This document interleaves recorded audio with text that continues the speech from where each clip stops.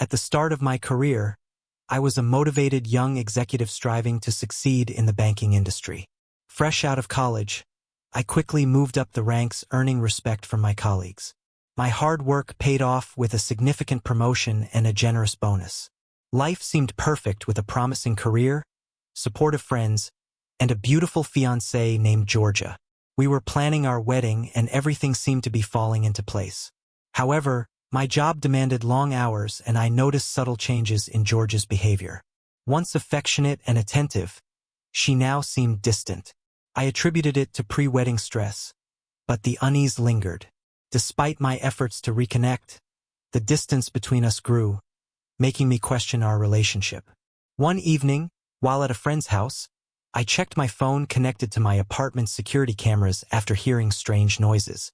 To my shock, I saw Georgia with my best man and another groomsman. These were the same friends who had just celebrated with me on a trip to the Gold Coast. We had spent the weekend enjoying the races, a casino, and lounging by the pool. On Sunday, we were asked to leave our hotel due to a noise complaint and found pills in our room. Unable to find new accommodations, we took a red-eye flight back to Sydney. My remaining friends insisted we continue the celebration at Tony's house. Despite feeling nauseous from all the drinking, I agreed out of appreciation for their effort. Georgia was at her bachelorette party in Sydney, and I wasn't surprised when my call went to voicemail. Georgia had moved in with me 2 months ago, after her lease ended. I had recently bought a 2-bedroom penthouse, making it practical for her to move in. Her parents, though strict Catholics, liked me and were happy about our upcoming wedding. At Tony's house, my friends soon fell asleep, and I headed to a bedroom for much-needed rest. Suddenly, I received a text from my downstairs neighbor complaining about noise. Confused, I replied to clarify the mistake, only to receive another message accusing me of causing a disturbance with Georgia. Shocked, I realized something was terribly wrong. Now I was confused. He seemed sure he had the right number. What was happening? Fortunately, I had a way to find out without moving. The penthouse, renovated by the previous tenant, had remote access cameras installed by her overprotective billionaire father. When I bought the apartment, the agent set up the system on my phone. I'd only used it a couple of times, but now it was crucial. I logged in, chose the living room camera, and saw beer bottles, wine glasses, a bong, and a bag of pills on the coffee table. No people, but clothing was scattered around. Hearing noise elsewhere, I switched to the bedroom camera. Moonlight revealed a tangle of bodies on my bed. I recognized the voices. It was my fiancé and friends. My heart sank as I realized the betrayal. Feeling a mix of rage and disbelief, I knew I needed a plan for revenge.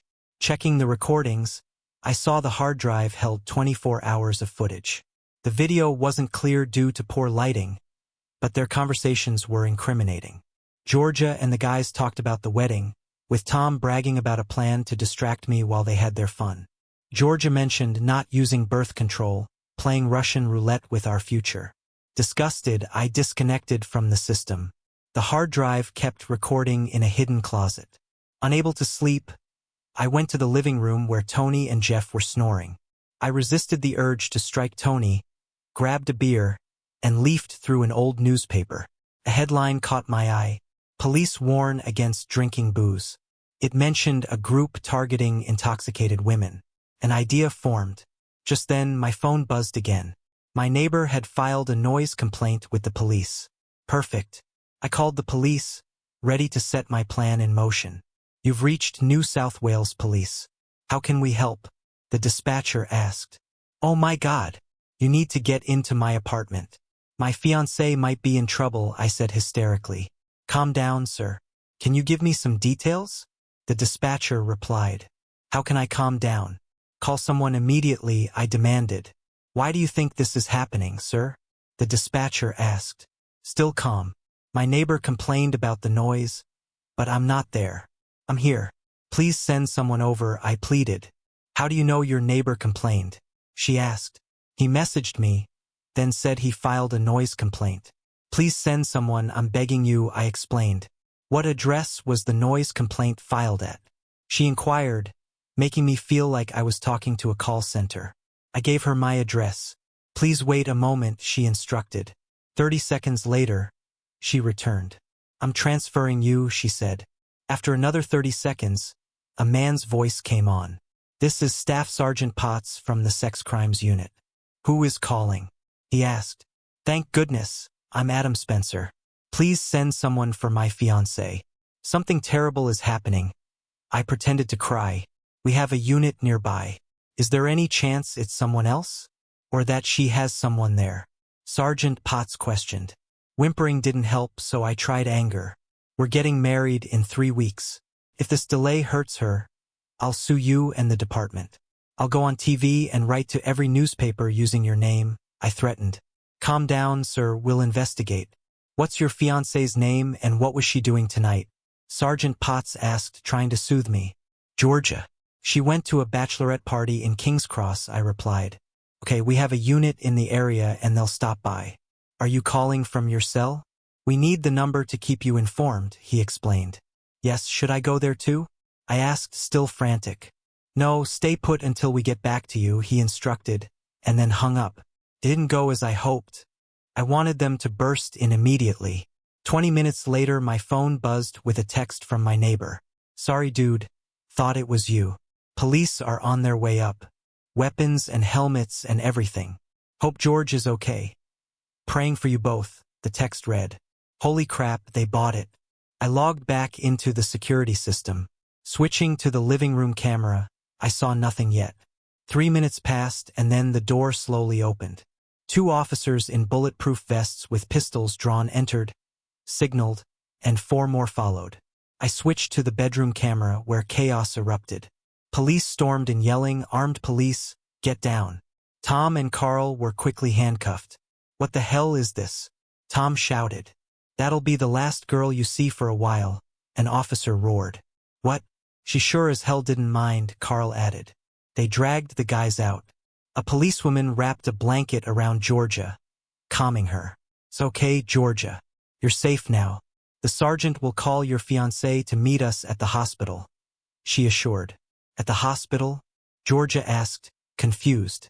Yes, we'll examine you. Would you like your mother there?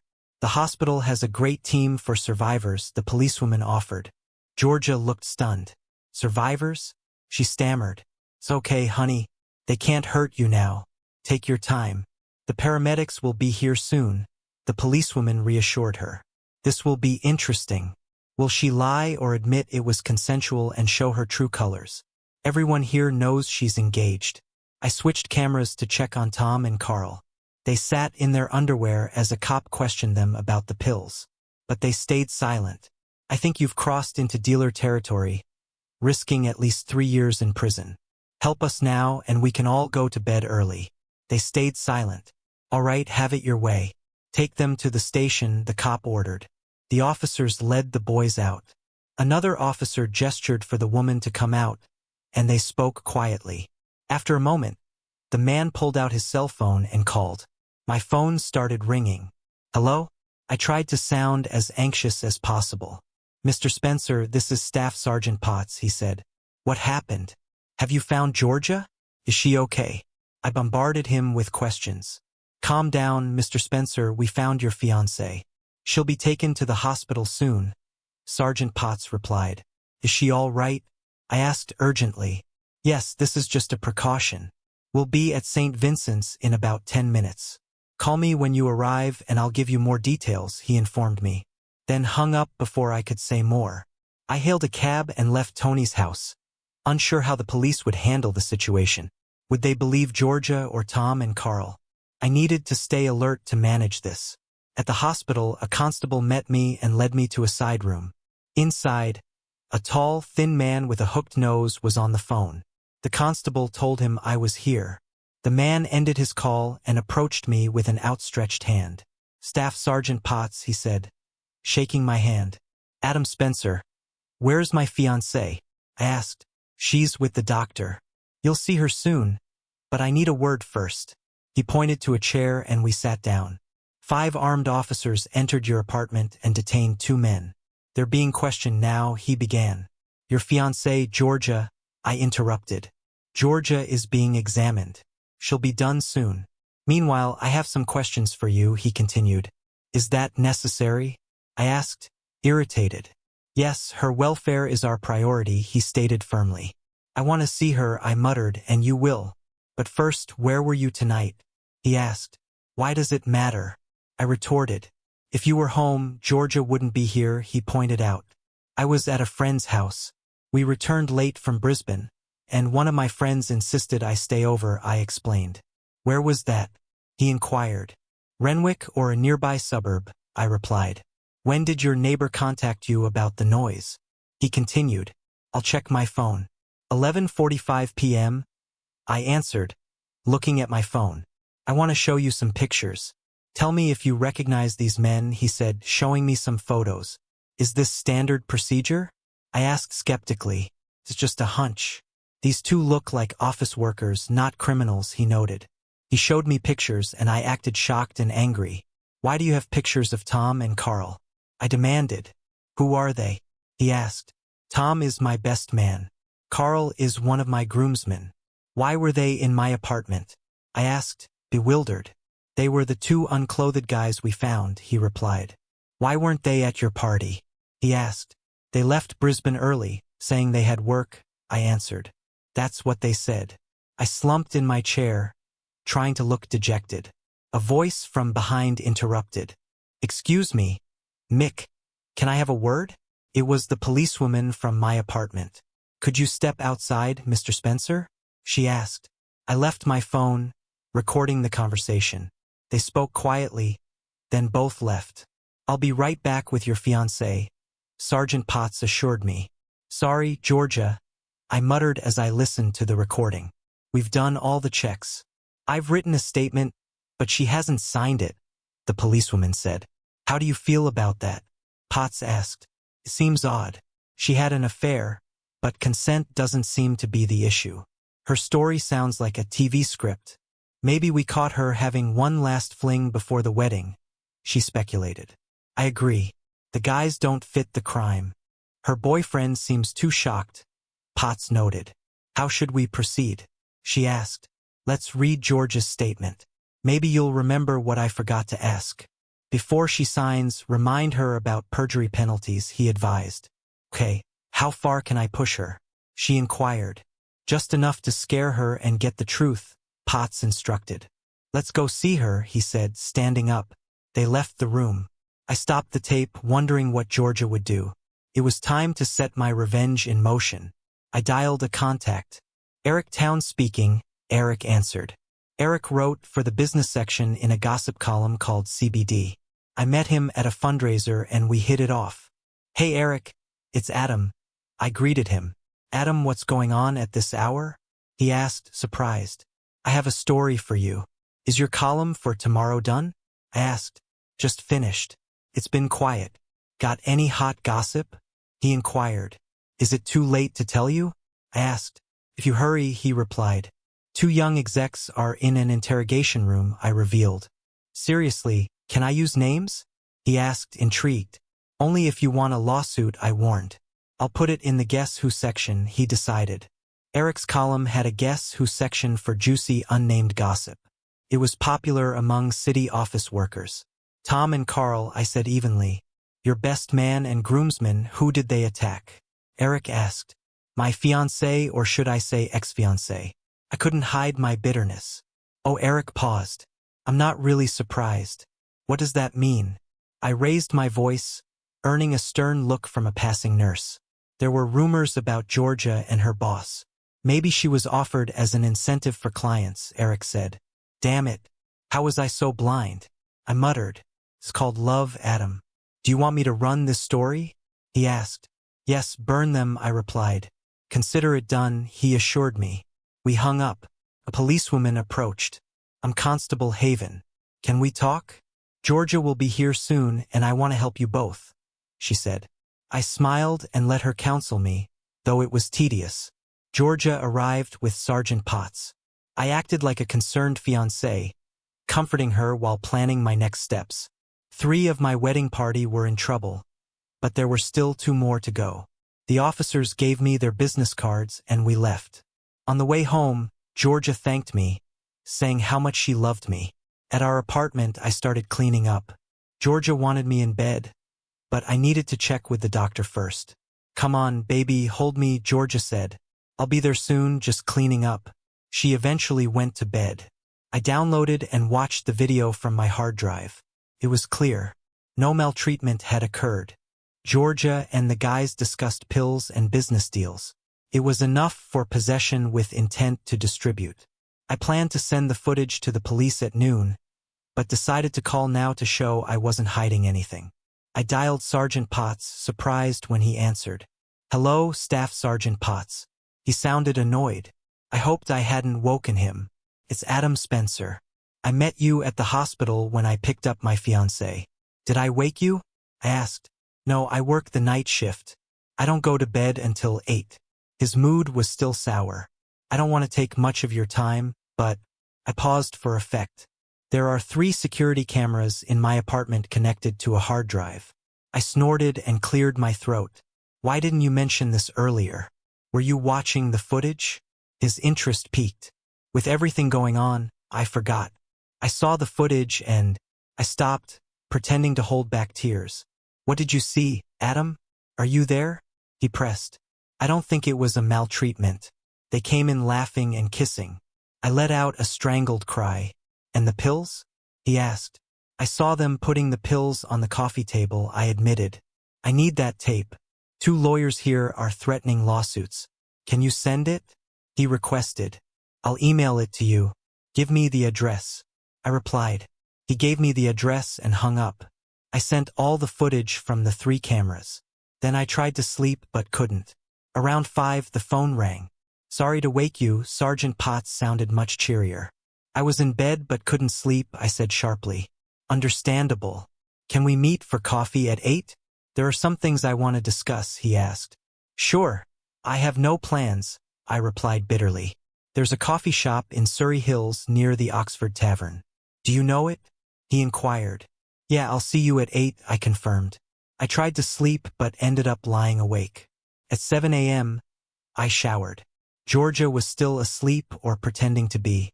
I watched the morning news, trying to distract myself. A story caught my attention. Police conducted a pre-dawn raid in Bronte. 2 men involved in a pill trafficking ring were arrested. Neighbors described the occupant as a pleasant young man who worked at a bank. Police have not released details yet. Screw you, idiots.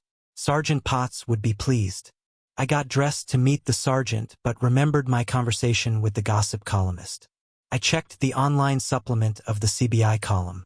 Under Guess Who Won't Sue, it read, "Which high-profile PR and girl about town is postponing her wedding after being caught with 2 newlyweds? Her former fiancé, a rising star in private banking, was not among them." Perfect. The city would be buzzing. I suddenly thought of George's parents. They deserved to hear the news firsthand. I called them immediately. Jack, George's father, answered. "Hey Adam, how's the Buck weekend going?" Jack asked. "It ended early after a fight in Brisbane. Can I meet you and Janice this morning?" I requested. "What happened, Adam?" His voice trembled. "I don't want to talk about it over the phone, Jack.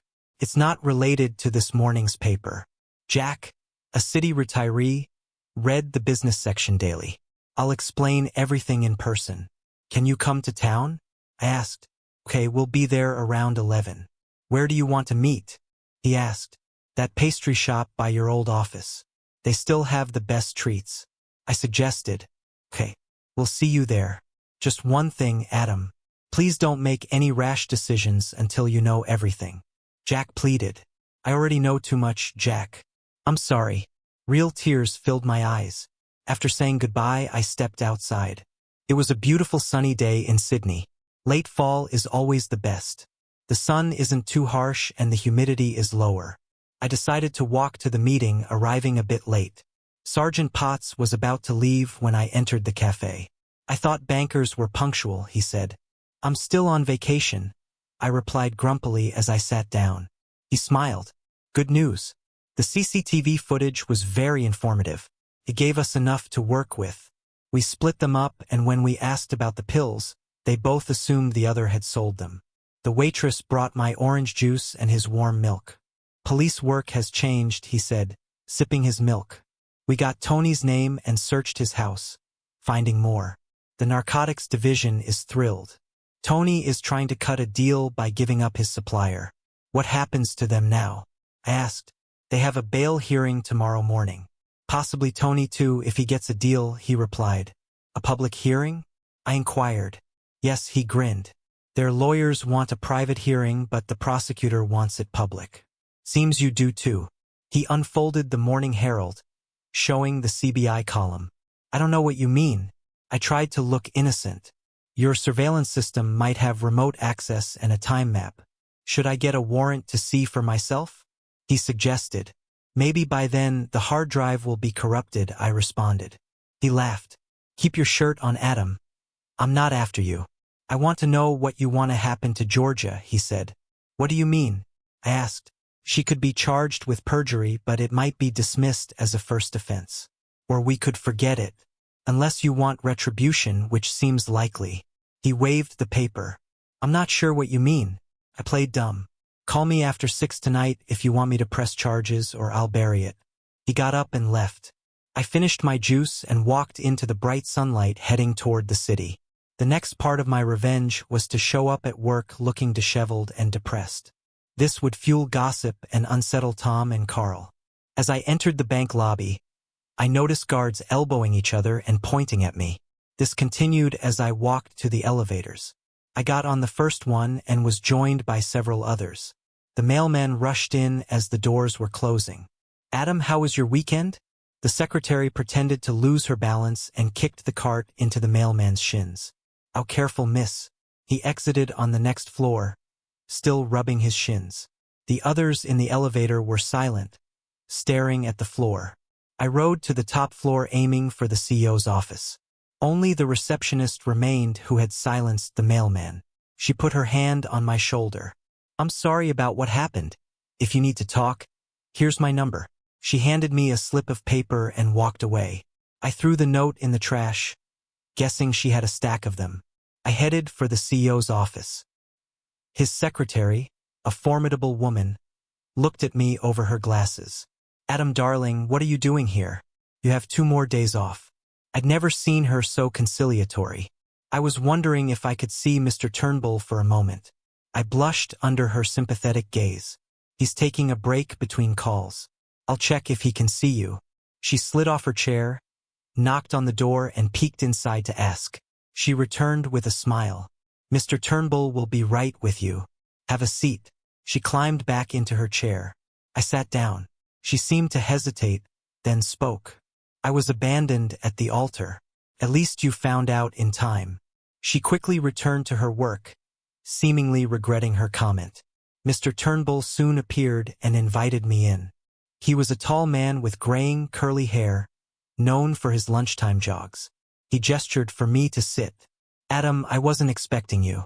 Given the circumstances, it's best we hear your story now, he said, seeming nervous, which was unlike him. I came to ask for time off due to personal issues involving other employees in the PR firm. You should know what's happening, I began. Yes, please explain, he urged. I returned early from a retreat. At a friend's house, I got a text from my neighbor about noise in my apartment. Thinking it was a break-in, I called the police. They found pills and my fiancé with Tom and Carl. I paused to compose myself using a handkerchief. Oh dear, muttered Mr. Turnbull, leaning forward. Tom, Carl, and Tony are in custody, I continued. Oh dear, this is bad for the firm. What did Georgia say? He asked. I haven't spoken to her since I talked to the police, I admitted. Oh dear, this is a terrible situation. Those 2 won't be back here. Take as much time as you need. Call me on Monday and we'll discuss further. He leaned back, relieved. As I left, I asked what about the PR firm. He looked nervous again. There will be an internal investigation since Tom and Carl managed the tender process. I'll speak with Jeremy, their CEO, he replied. His reaction made me suspicious. Remembering what Eric told me about George's role and Tom and Carl's comments, I realized Mr. Turnbull might be involved. I needed a bigger plan to get full revenge. I took a cab to the bakery to meet George's parents. I arrived early and ordered coffee. Checking my security system, I saw Georgia in the kitchen, texting frantically. Soon she let someone in. It was Jeff. She tried to kiss him, but he dodged her. They moved to the living room, where Georgia aggressively pursued him while Jeff kept his distance. She eventually settled on a chaise lounge, and Jeff sat opposite. I couldn't hear their conversation due to the public setting. She then threw herself at him, wrapping her arms around his neck. I glanced around to ensure her parents hadn't arrived yet. When I looked back, the scene had subtly changed. At that moment, there was a knock on the window, and Georgia's father waved, heading for the door. Jack made his way to the table alone. I stood up and shook his hand, then we both sat down. "Your wife isn't coming?" I asked. "No, after reading the CBD column, I thought it best to come alone. Janice has high blood pressure, so I left her at home," Jack said, motioning for coffee. "You're probably right. That slanderous column was correct, though. You should sue him, Jack." "Suing would cost a lot and likely be unsuccessful since it's true," Jack replied. The waitress brought coffee, and Jack waited for her to leave. "What do you mean it's true?" he asked. "Last night, the police entered my apartment after a noise complaint and found Tom and Carl, with Georgia in our bed," I explained. "They must have forced her," Jack insisted. "At first, they thought so too, but it turns out they didn't," I said. "That's ridiculous. My daughter would never do that." Jack was losing his calm. "I'm sorry, Jack, but the pictures don't lie. The wedding is off," I stated firmly. "People fake pictures all the time." Jack, a seeing-is-believing type, was in denial. I didn't want to offend him, but also didn't want to be the bad guy. I pulled up the live security feed on my phone. "It doesn't mean anything. It's probably staged with an actress," he said, placing my phone face down. "This is a live feed. It's happening right now," I said. "What kind of sick freak are you? I'm glad Janice isn't here for your deranged fantasies. When I tell Georgia she won't come near you," Jack started to rise. "Sit down, Jack," I shouted, drawing attention. He sat, stunned. "Give me your phone," he reluctantly handed it over. I called Georgia's number. My phone screen showed her reaching for her phone. Jack slumped, looking old and frail. "I'm sorry, Jack, you should have known. The wedding is off. You and Janice don't deserve this, but I can't go through with it," I said. Jack nodded, wiping tears. "Have you told her yet?" "No. She was asleep when I left to meet the police," I replied. "Good God. She doesn't know you know, and she's with that guy again," Jack said, horrified. "It's not the same guy. Let's get some fresh air," I suggested. We left the coffee shop and walked in the park, talking about everything but Georgia. Jack eventually wanted to go home, so we walked to the cab stand. "When will you tell her?" Jack asked. "When she has a spare minute," I said, bitterness creeping into my voice. Jack turned away. "Part of me still loves her, Jack. Part of me thinks this is a nightmare. But the rest of me wants to destroy her and the men who touched her," I confessed. "Let me know before you do. I'll come to get her." "A father can't stop loving his daughter," Jack said softly. "Sure, Jack. I'll let you know." We shook hands awkwardly and he got into a cab. I found a quiet spot in the park and checked the CCTV footage again. Georgia was in her robe and Jeff was tying his shoes. Jeff, engaged to one of the richest women in Australia, was being foolish. Penny Rainhill, daughter of Jackie Rainhill, was part of a wealthy family. Despite her looks, she was a great girl and in love with Jeff. My father used to say, "You can marry more in 5 minutes than you can earn in a lifetime." Jeff worked for Penny's family company, so his job would be in jeopardy if Penny saw the surveillance tapes. I had my revenge plan except for my boss. But I had a plan for him too. All that was left was to get Georgia's cooperation, and I had something to ensure she met my needs. I was curious how Georgia would handle our situation. When I got home, she was gone, delaying the confrontation and giving me time to plan. Jeff's conversation with Georgia had revealed he was sent by Carl and Tom's lawyers to find out what she told the police. I considered a charge of witness tampering, but Penny would likely come up with a harsher punishment. Around 5 p.m., I was making dinner when Georgia and her bridesmaid Shelley walked in. They saw me in the kitchen and approached. Georgia opened her arms to hug me. "Adam, honey, how are you? We were so worried," she said, sniffing as if holding back tears. I didn't respond to the hug. I've been talking to the police, my boss, and your father, I said. Georgia tensed but tried to stay composed. Shelley started explaining how they spiked my drinks at the bachelorette party, got me kicked out of the club, and how Tom and Carl took advantage of Georgia. She tried to hug me again, but I pulled away. Really? Is that what happened, Shelley? I said sarcastically. Yeah, just like Georgia said. It was just a little fun that got out of hand. Shelley was stunned by my words. Georgia looked panicked. You're on your own now, Shelley hissed, turning to leave. Georgia tried to stop her, but Shelley shoved her off. I knew you were a party girl, but I didn't realize you were such a promiscuous, she snapped before slamming the door. Georgia turned back to me, sobbing. She mumbled apologies, claiming if I had stayed with her, it wouldn't have happened. Why is it always someone else's fault? Will you just shut up? I shouted. Do you really think I care about your excuses and lies? But I was drunk and upset this morning.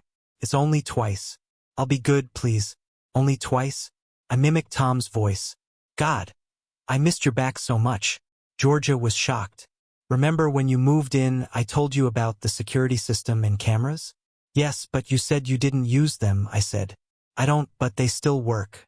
They confirmed you are a lying cheat, I retorted. She cried harder, leaning against the wall. She looked pathetic. I decided not to tell the sergeant about her perjury until I understood why she did it. I helped her to the kitchen table, grabbed 2 beers and sat across from her. We're done, I said. She nodded. The police want to know if I want to charge you with perjury.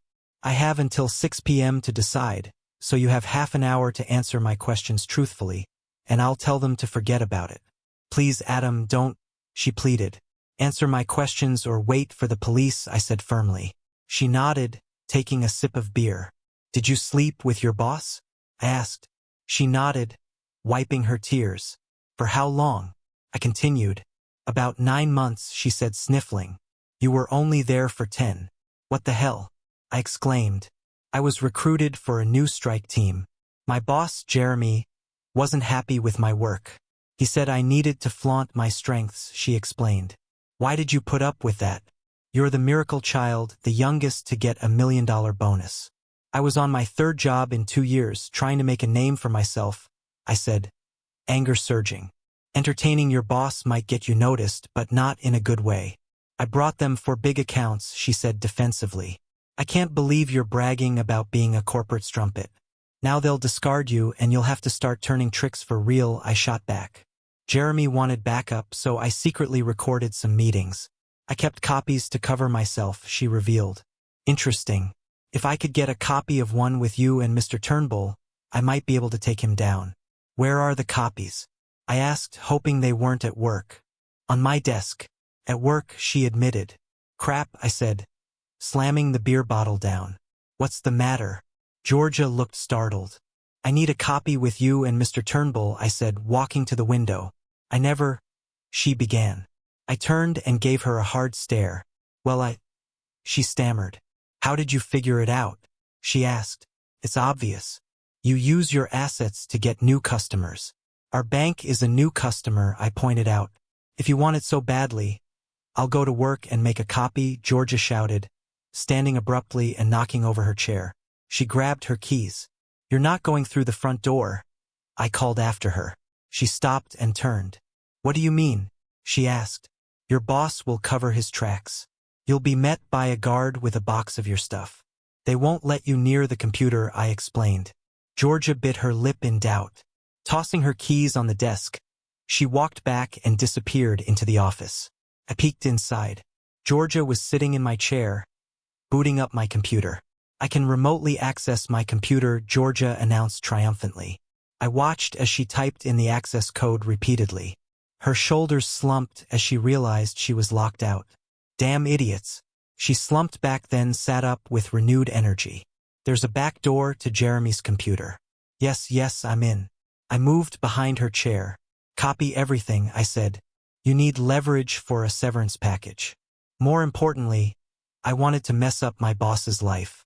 I walked out, and about 20 minutes later, Georgia came out, grinning and holding a portable hard drive. Got all the fun stuff, she said. Did you get copies of his emails? I asked. Yeah, but I thought. I raised my hand. Stop. I've seen enough of you in action for a lifetime. I just want a backup in case the bank comes after me too. But I thought maybe we could try again. Sell everything, move abroad, start fresh, she pleaded. There's nothing fresh about you, Georgia. Seeing you with Tom and Carl was one thing, but today with Jeff? You need help. I'm not sticking around, I replied. She cried again. I took the hard drive and walked into the office. Georgia ran into the bedroom, slamming the door. The hard drive was better than I'd hoped. Jeremy and Mr. Turnbull were old friends and had conspired to defraud the bank. Turnbull wanted to boost his pension, so he had Jeremy inflate the PR contract tender. They split the difference 50-50 THS. I called Sergeant Potts. He answered on the second ring. I thought you'd forgotten, Sergeant Potts said. I checked my watch. 6:05 p.m. No, just needed to be sure. So what's up? He asked, yawning. Don't confront her. She'll be uncomfortable without it. Do you know anyone in the fraud squad? I asked. Maybe, he answered cautiously. Why? I'll explain later, I replied, not wanting to reveal too much. Oh dear, he grinned. Who's the target this time? Wait and see. I hung up and called Georgia's father to pick her up. I wanted to sleep in my own bed. Then I downloaded the session with Jeff and Georgia and sent it to Penny, his fiancée. It was tough to hit send, but it was necessary. Jack arrived about 40 minutes later. Took a while, but eventually Georgia came out. I gathered her clothes and they left. My phone rang. It was Eric from the paper. Did you like my column today? He asked enthusiastically. Yes, I replied flatly. Come on, we didn't chicken out, did we? He pressed. I wanted to get back at them, but I hurt others too, I said, thinking of Jack and Janice. There's always collateral damage in war. Who do you want me to target next? Eric asked. I thought for a moment. Are you still there? Eric asked. Yeah, just thinking. 3 bankers caught with a joint isn't much, he said, frustrated. Not possession, importation, and delivery, I added. Now that's better. High-flying bankers, Eric laughed. Got anything else for me? He inquired. I'll let you know. I was done for the day. I turned off the phone, disconnected the landline, closed the blinds, and tried to sleep. At 9:30 the next morning, someone knocked on my door. It was Greg and the building caretaker, Adam. What's wrong with your phone? I've been trying to call you, Greg said. I turned them off to get some sleep. What's the matter? I asked, annoyed. DNA guys have been waiting for you downstairs for an hour. He stepped back, revealing a security guard with a box and a man in a suit holding a paper. Mr. Adam Spencer? Yes, I replied. I'm from the bank's legal department. Your contract has been terminated under Section 112B for damaging the bank's reputation. Here's a severance check for 2 weeks' pay, and James has your personal items. He handed me the check and the guard placed a box on the floor. I was stunned. They were halfway to the elevator when I came to my senses. Wait, 3 weeks ago I signed a new contract guaranteeing me 9 months' salary plus 50% of my last bonus. I shouted. I don't know about that. If you want to contest it, see a lawyer. He replied, following the guard to the elevator. The building manager shrugged and followed them. Sorry, buddy. I picked up the box, which contained the contents of my desk and a few photos.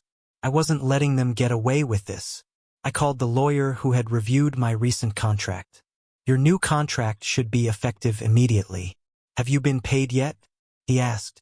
No, the money is due in my account Thursday, I replied. That's why they're trying so hard. They want you to fight. How do you want to proceed? I can start a trial and we could have a preliminary hearing by the end of the month. Is there any way I can talk to my boss before then? I have something that might change his mind. It's not illegal, is it? He asked. Not what I did, I replied. Is anything missing from your office box? He inquired. No, but I have a set of golf clubs in the storage room by the executive dining room. I explained. How much are they worth? He asked. About $20,000, I said. Nonsense. Are they gold-plated? He said, incredulous. Not quite, but they have gold inlays. A nice set of Honda clubs. Half a set costs about 50 grand, I clarified. The lawyer whistled. I'll draft an order for access. Can you be ready by 1 p.m.? I don't know, I have other things to do, I said. Meet me out front with the order and I'll give you the golf clubs, I interrupted. Okay, see you there. He agreed. I ate breakfast and headed to the office for the afternoon confrontation. Mr. Turnbull was always in the executive dining room between 12:30 and 1:30 p.m., so the noise outside would get his attention. I checked the Herald website to see what Eric had written. He joked about high-flying bankers and mentioned the canceled engagement of a billion-dollar heiress, but didn't mention Penny and Jeff. I wondered where he got that from. 1 o'clock came quickly, and I waited on the plaza in front of the bank building. The lawyer was 5 minutes late and approached me, pulling out a document from his pocket and waving it like a trophy. I had to wait for the magistrate to finish his morning session to sign this, but here it is, he said. And what does it authorize me to do? I asked as we headed for the front door. I was hoping for general admission, but he played hardball and only allows you to go inside and get your golf clubs. Straight in and right out, he explained. I hope that's all I need. We were already at the front door. Inside, the guard who had earlier returned my office contents moved to stop me. Excuse me, sir. I've been asked to keep you out of the building, he said, standing in front of me and gesturing for the other two guards to help him. I held the legal document in front of his face. This is a court order authorizing me access to the building. Please move out of the way, I said firmly, trying to walk past. But he blocked my path anyway. I have to check this first. He took the order and spoke into a microphone attached to his shoulder. A couple of minutes later, the elevator doors opened, and the same little idiot who had talked to me this morning stepped out. He took the court order from the guard, put on his reading glasses, and quickly scanned it. Someone's had a busy morning, he said, looking up from the papers. This only authorizes you to go to the storeroom and back. No detours of any kind. He handed the order back to me, then turned to the guard, escorted him to the executive storage room, then come back here and throw his back outside. After that, he just walked back to the elevator. I moved toward the elevators on the left, holding the guard by the shoulder. In the storeroom, I grabbed my clubs, then stepped out into the hallway, determined to make a scene. Some idiot stole my putter.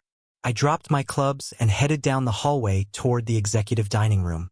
You can't go in there, sir, said the guard, grabbing my arm but missing. I dashed into the dining room, but the guard was more nimble than I thought. He grabbed me just as I was in the doorway. I struggled to get free, but he was stronger than he looked. Hearing the noise, Mr. Turnbull appeared in the doorway. What the hell is that noise? He shouted, then realized who it was. What the hell is he doing here? Excuse me, sir, he has a court order, said the guard, lifting me off the floor by my collar. I stopped resisting as my target was right in front of me. Mr. Turnbull, it's good to see you too, I said sarcastically. I thought you might want to reconsider my severance package. No way, he pointed at the guard. Get that lowlife out of here now. I pulled a flash drive out of my pocket and tossed it to him. You better watch this when you get a chance, but not when your wife is around. Mr. Turnbull's eyes narrowed. What are you talking about? Call Jeremy and he'll tell you, I spat. What if he leaves here? The mention of Jeremy's name didn't faze him. Apparently, he figured the matter was settled. Putting the flash drive in his pocket, he walked back into the dining room. The guard began dragging me down the hallway. You have 24 hours. I think you have my cell phone number, I shouted toward the closing door. I grabbed the batons on my way out. The guard didn't let go of my arm until I was on the front yard. My parasite, I muttered under my breath. Excuse me, the guard said, but my lawyer was already waiting and returned my clubs to me. I was quite happy. If I got the deal I signed up for 3 weeks ago, I could buy another set. I was a little worried when I didn't hear anything before going to bed at 11:30. My phone beeped with a text message. Meet at Centennial Park Coffee Shop at 6:45 a.m. Gotcha. The next morning I headed to the park at 6:30, hoping to get there first. Apparently, Mr. Turnbull had the same idea. As I walked on one side and he walked on the other, we huddled awkwardly together, keeping about 3 meters apart. What do you want for the tape? He asked angrily. What I'm owed under the new contract, I answered just as angrily. That contract doesn't start until Thursday, he retorted. That's a disputed fact and I don't have time to deal with our court system, I said firmly. I never took you for a blackmailer, he roared, his face reddening. I never took you for a creep who entertains his employees' fiancées, I replied. We stood there scowling at each other until Mr. Turnbull backed off. Okay, but I need the photos and any copies you have, he conceded. Easy, you'll get the photos when I have a signed document from the bank confirming my eligibility, I stated. You'll get them today, he said, turning to leave. One more thing, I want the little legal eagle you sent yesterday to bring the documents. This was going to be fun, I added. Anything else? He asked sarcastically. No, that's all I want, I said, smiling.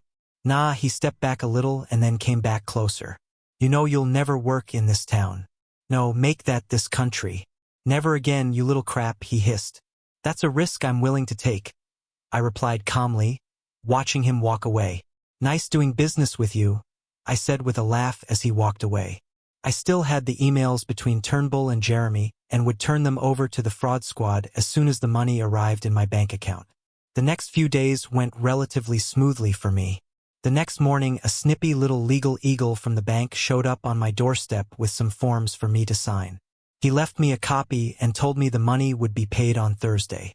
I gave him an envelope with a flash drive and a small portable hard drive, and he left with his tail between his legs.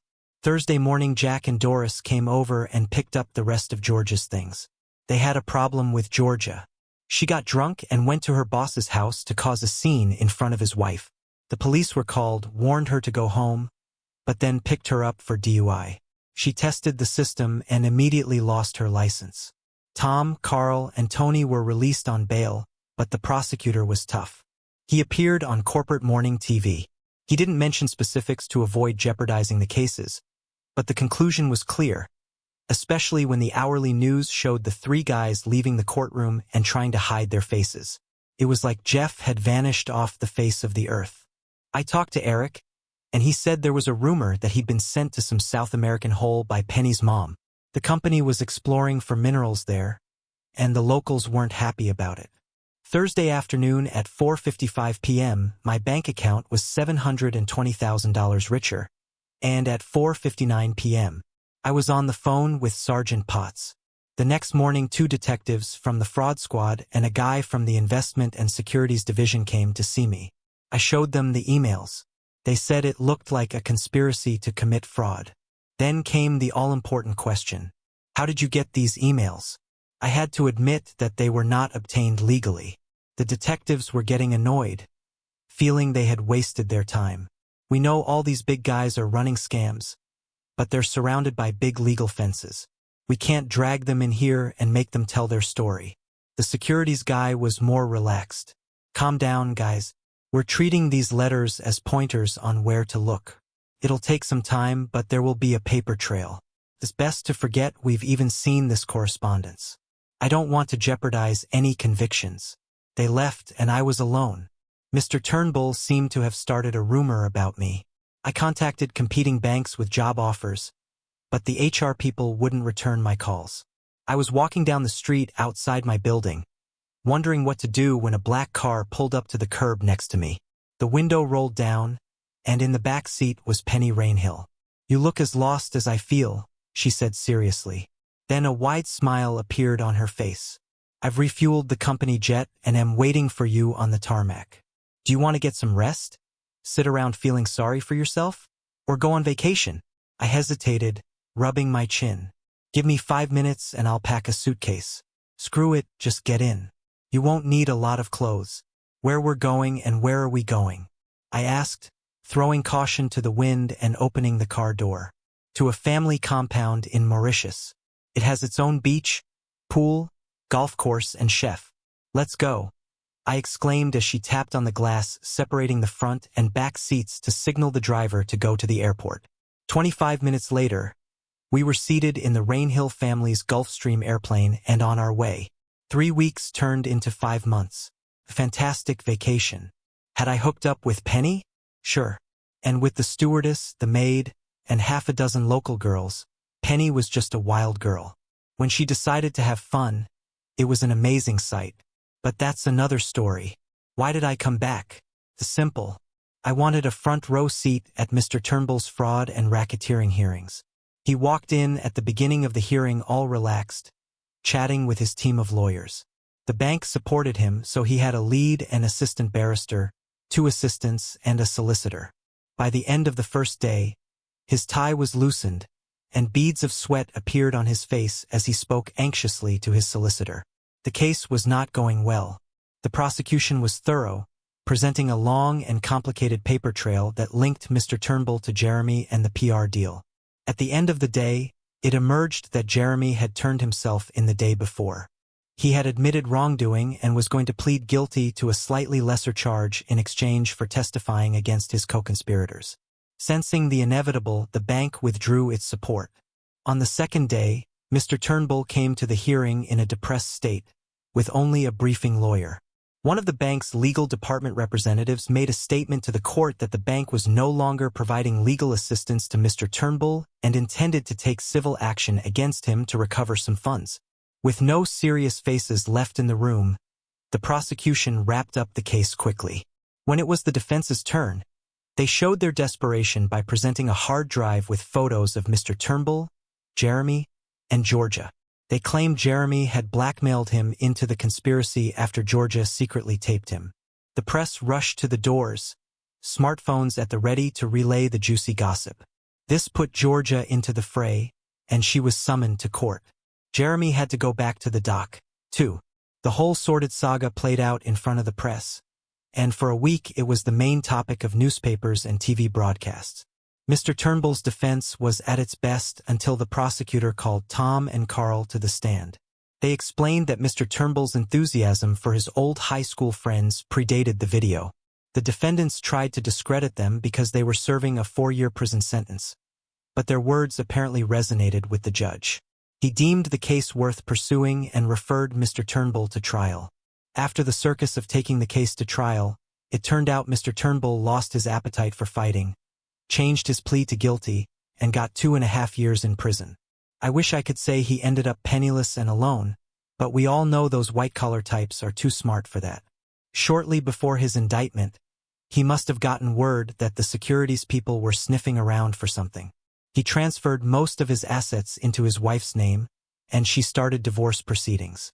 By the time of the trial, he was allegedly living in his son's garage and was declared bankrupt with no assets. No doubt there will be a reconciliation upon release, and he will be back on the streets. The head of the Department of Public Prosecutions must have enjoyed being the center of attention. So after Mr. Turnbull blanched and pleaded guilty, he took on Jeremy and Georgia. Jeremy only managed to settle on a charge of conspiracy to commit fraud, but the prosecutor added using a surveillance device to record private acts without consent, filming obscene acts, and using a telecommunications network to facilitate the offense. Extortion using threats. Some of these offenses were mere misdemeanors, but together they added up, and he ended up getting 3 years behind bars. Georgia received probation for recording without consent and filming obscene acts. However, her face was in the news more than once during the trial, and her reputation took a hit. Some of the dirt stuck to me. Even though I was only a supporting actor in the show, there was speculation at various times about my involvement in the case. Apparently, I was labeled as an unstable, betrayed man. In the financial sector, my job prospects never improved, so if no one gives you a job, you have to create your own. I started a venture capital business specifically for environmental projects. I haven't made a fortune, but I'm surviving and hopefully doing good things. Penny and I remained close, but she was a player and I wasn't. I am still on the prowl, but I have trust issues that are getting in the way. I've just embarked on a wetland restoration project about 700 kilometers west of Sydney. In the real outback, 2 mining companies and a bank have invested money to bolster their corporate image. I'll be living in an old homestead that was once the main home for a 1,000-acre sheep station on the Darling River. I hope the clean air and big sky country will change my luck.